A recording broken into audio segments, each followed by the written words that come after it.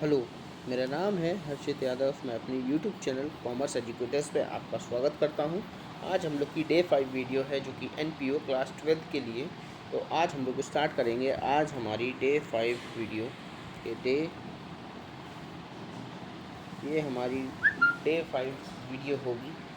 तो चलिए शुरू करते हैं। आज हम लोग पढ़ेंगे कि अकाउंटिंग ट्रीटमेंट स्पेशल आइटम्स का जो इनकम और एक्सपेंडिचर में होता है वो कैसे ट्रीटमेंट करते हैं।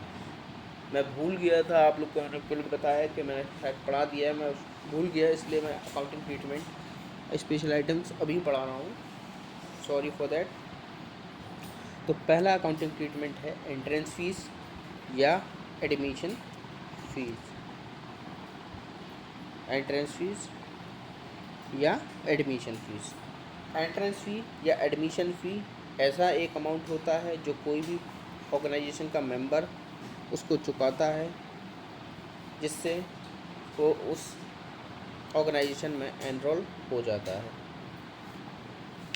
और जो भी ऑर्गेनाइजेशन होगा वो अपने मेंबर से रिसीव करेंगे वो पैसा जो उस ऑर्गेनाइजेशन के लिए पोटेंशियल होगा, जो उस ऑर्गेनाइजेशन के लिए पोटेंशियल होगा। और एंट्रेंस फ़ी या एडमिशन फ़ी एक तरीके से रेवेन्यू रिसिप्ट होता है, एक तरीके से रेवेन्यू रिसिप्ट ट्रीट कहा गया है, और ये इनकम एंड एक्सपेंडिचर अकाउंट में क्रेडिट साइड जाता है। इनकम एंड एक्सपेंडिचर में क्रेडिट साइड जाता है। अगला, life membership fees. Life membership fees life membership fees को आप ये कह सकते हैं कि ये आपकी इनकम नहीं है, क्योंकि जो भी लाइफ मेंबर होगा या जो भी मेंबर होगा वो एक बार पेमेंट करेगा और पूरी ज़िंदगी भर उस सर्विसेज का फ़ायदा उठाएगा। तो ये जो लाइफ मेंबरशिप फ़ी है इसे हम लोग कैपिटल रिसिप्ट ट्रीट किया जाएगा। ये लाइफ मेंबरशिप फ़ी कैपिटल रिसिप्ट ट्रीट किया जाएगा, और ये बैलेंस शीट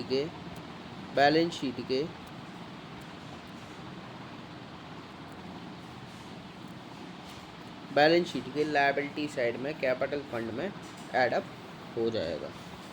तो ये था हमारा लाइफ मेंबरशिप फीस। अब बात करेंगे कोई स्पेशल रिसिप्ट आ जाती हैं एनपीओ के अंदर, तो वो क्या हैं। सबसे पहले तो जो भी रिसिप्ट हमको मिलती है कोई भी स्पेशल ओकेजन्स के लिए, वो हमारी स्पेशल रिसिप्ट्स हैं। और जो भी पैसा हमको रिसीव होता है कोई स्पेशल रिसिप्ट के लिए, वो हमारे सेपरेट अकाउंट में क्रेडिट कर दिया जाता है।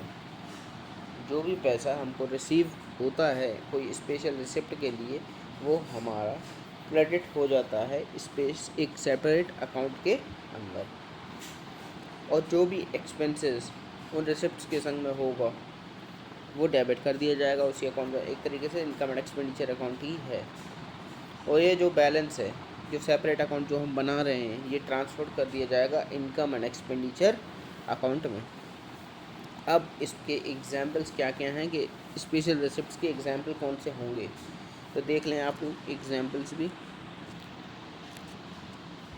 सबसे पहले तो amount received for annual dinner. Annual dinner से कोई पैसा रिसीव हुआ है वो, एनुअल फंक्शन से कोई पैसा आया हो वो, या एनुअल कॉन्फ्रेंस मीटिंग करी गई होंगी, तो वो स्पेशल रिसिप्ट्स के एग्जांपल्स होते हैं।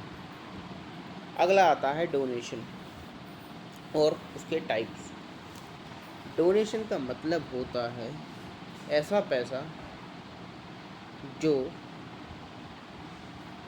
एक ऑर्गेनाइजेशन या कोई चैरिटेबल इंस्टीट्यूशन रिसीव्ड करती है एज अ गिफ्ट, या तो कैश में या किसी दूसरे फॉर्म में, वो होता है डोनेशन।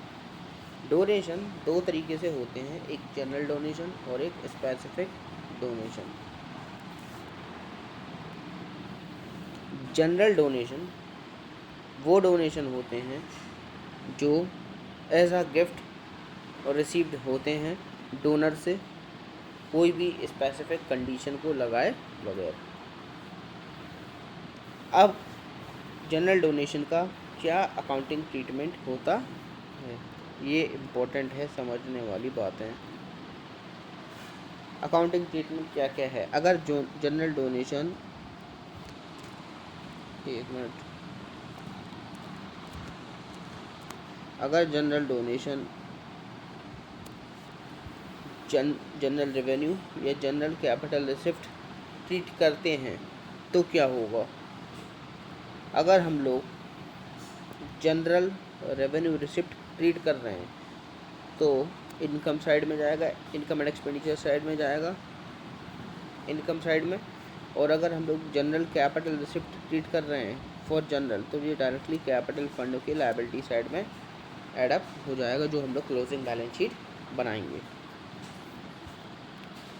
अब बात करते हैं स्पेसिफिक डोनेशंस की। स्पेसिफिक डोनेशन वो डोनेशन होते हैं जो गिफ्ट्स के तौर पर रिसीव करते हैं, पर कोई स्पेसिफिक कंडीशंस उन पर अटैच करी जाती है। और ये जो डोनेशन है वो केवल एक स्पेसिफिक ऑपरेशन करने के लिए ही इन्हें पैसा दिया जाता है। मतलब एक पर्टिकुलर ऑब्जेक्टिव उनको पहले से मालूम है कि हाँ ये वाला पैसा हमें इस चीज़ में ही डालना है।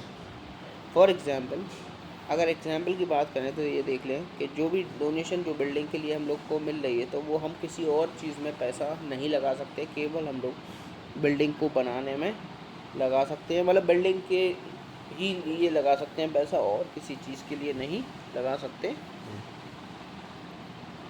और स्पेशल डोनेशन ट्रांसफर्ड होगा एक रेस्पेक्टिव फंड अकाउंट में, और वो लायबिलिटी साइड में बैलेंस शीट के शो कर दिया जाएगा, रेस्पेक्टिव फंड अकाउंट में और लायबिलिटी साइड के बैलेंस शीट में हो जाएगा। ये काफ़ी इम्पोर्टेंट है, ये आता भी है, इम्पोर्टेंट है। अगला आता है लेगेसी। लेगेसी का मतलब होता है ऐसा पैसा जो रिसीव हो जाए, ऐसा डोनेशन कोई भी ऑर्गेनाइजेशन से, कोई भी नॉट फॉर प्रॉफिट ऑर्गेनाइजेशन से। कोई अगर इंसान मर रहा होगा तो वो अपनी वसीयत लिख जाता है कि मैं अपनी प्रॉपर्टी इस इंसान को या इस ऑर्गेनाइजेशन को देना चाहता हूँ, तो वो होता है लेगेसी। अब लेगेसी के अकाउंटिंग ट्रीटमेंट डिपेंड करता है उसके नेचर पे कि वो कौन सी टाइप की रिसिप्ट होती है। अगर वहाँ पे कोई स्पेसिफिक कंडीशन लगा दी जाती है, पहला केस में बता रहा हूँ, तो ये क्लासीफाई कर दिया जाएगा कि स्पेसिफिक डोनेशन ही होता है। तो ये जो अमाउंट है ये रिकॉर्ड कहाँ होगा, कैपिटल रिसिप्ट में होगा, और ये क्रेडिट कहाँ हो जाएगा, स्पेसिफिक फंड अकाउंट में या कैपिटल फंड अकाउंट में, जो उसके नेचर के हिसाब से कैपिटल रिसिप्ट ट्रीट कर लिया जाएगा, अगर कोई इसमें स्पेसिफिक कोई कंडीशन ना हो तो। अब दूसरा केस, अगर वहाँ पे कोई भी स्पेसिफिक कंडीशन ना हो तो, मतलब एक तरीके से जनरल डोनेशन कहा गया है, तो ये जो अमाउंट है वो रेवेन्यू रिसिप्ट ट्रीट कर लिया जाएगा, और ये इनकम एंड एक्सपेंडिचर साइड में क्रेडिट साइड दिखा दिया जाएगा। ये भी इम्पोर्टेंट था।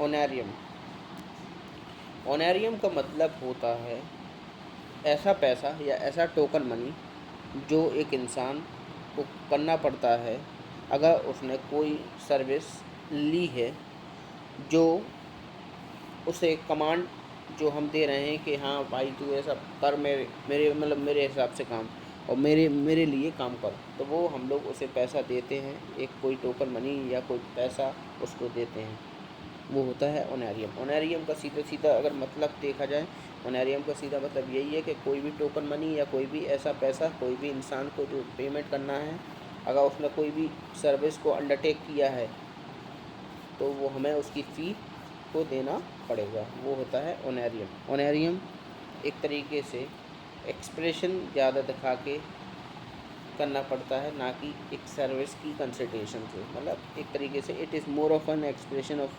Gratitude rather than a consideration of service. Accounting treatment क्या होगा, एक्सपेंडिचर साइड में दिखाता है इनकम एंड एक्सपेंडिचर साइड में, क्योंकि ये खर्चा है ऑर्गेनाइजेशन का, क्योंकि हम उनसे काम करा रहे हैं तो हमें उनको फीस देना पड़ेगा। अब आती है ये बात, ये काफ़ी इम्पोर्टेंट है बेटा बात।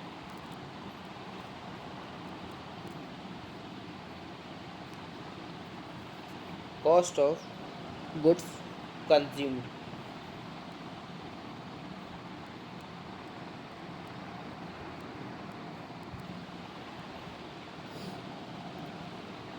कॉस्ट ऑफ गुड्स कंज्यूम क्या बताता है कि हमारा टोटल अमाउंट कितना है कंज्यूमेबल्स आइटम्स का, जो एक साल में उतना उसने कंज्यूम किया है।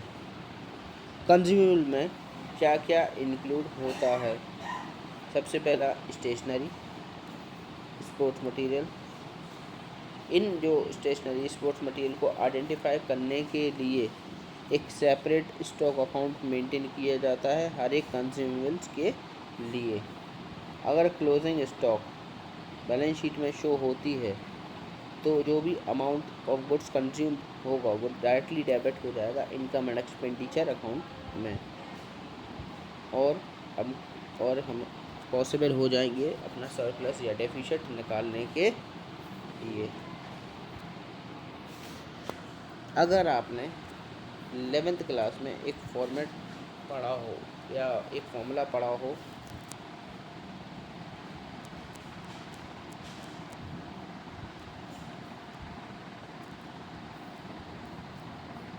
कॉस्ट ऑफ गुड्स सोल्ड, तो वैसे ही कुछ इसमें भी है कि सबसे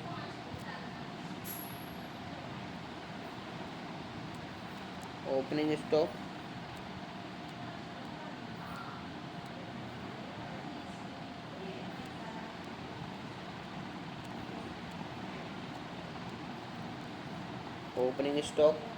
जो भी कंज्यूमर आइटम्स हैं उसमें ऐड कर दो परचेज, जितना भी एक साल में करा है वो माइनस कर दो क्लोजिंग स्टॉक, तो वो बैलेंस दिख जाएगा इनकम एंड एक्सपेंडिचर अकाउंट में।